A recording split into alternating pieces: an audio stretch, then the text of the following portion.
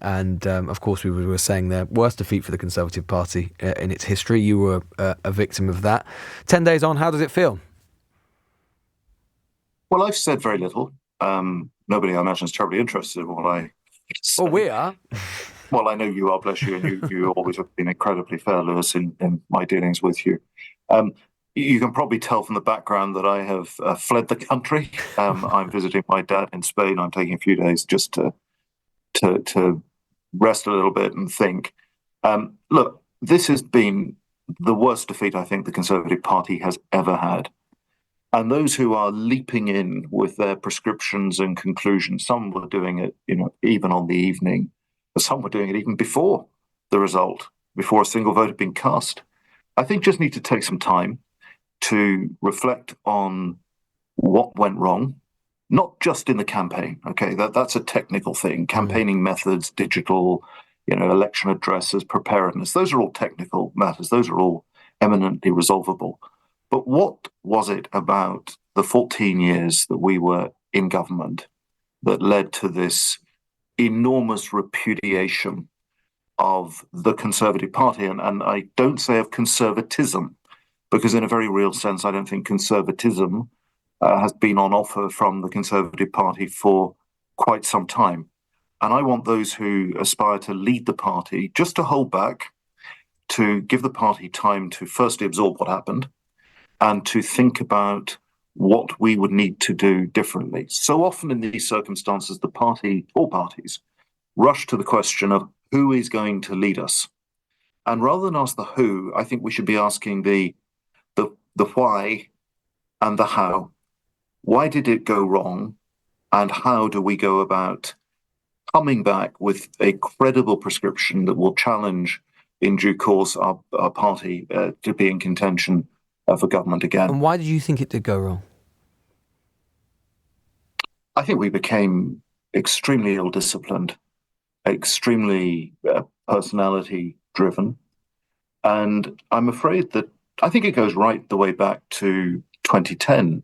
In a very real sense, some of those who have led us through this period learned all the wrong lessons.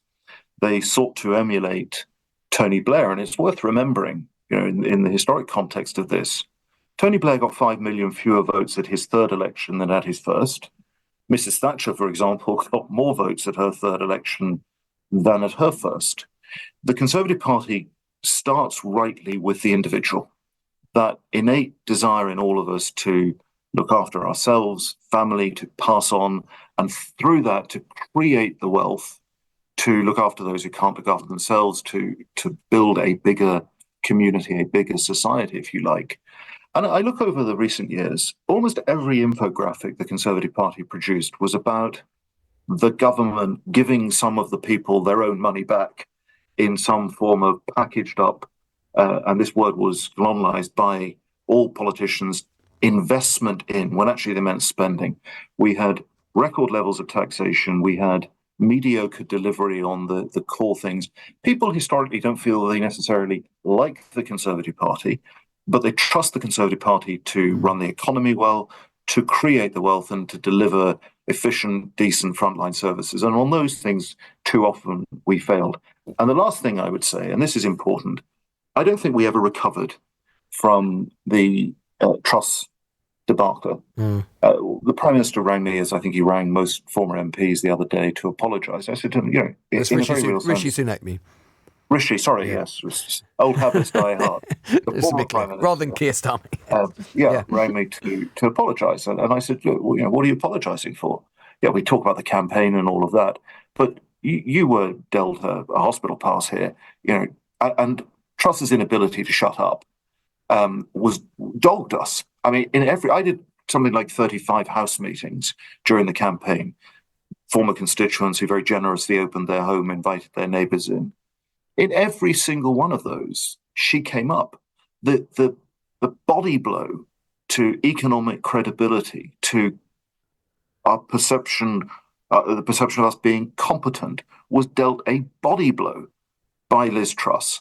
And I think, the biggest gift to whoever leads the Conservative Party in the years ahead is that she is no longer in Parliament. The electorate began the Conservative recovery in a very real way by ejecting her in Norfolk last week. Mr Conor, I mean, you will know that she has not shut up even this morning. She's written in the Sunday Telegraph, she said she's blaming the scale of the Tories' general election defeat on Rishi Sunak, quotes, trashing my record. What would your response be to that? Well, I think it's delusional.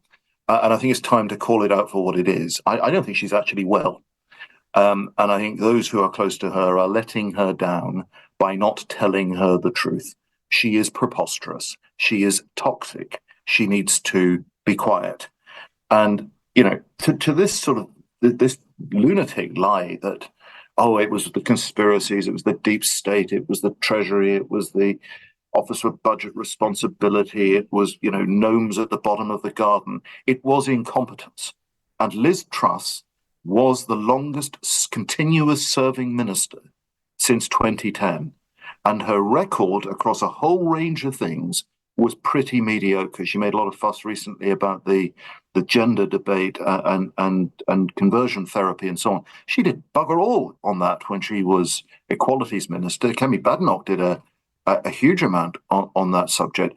I just think she is now irrelevant and should be treated by the Conservative Party as such. Do you think she should be kicked out of the Conservative Party?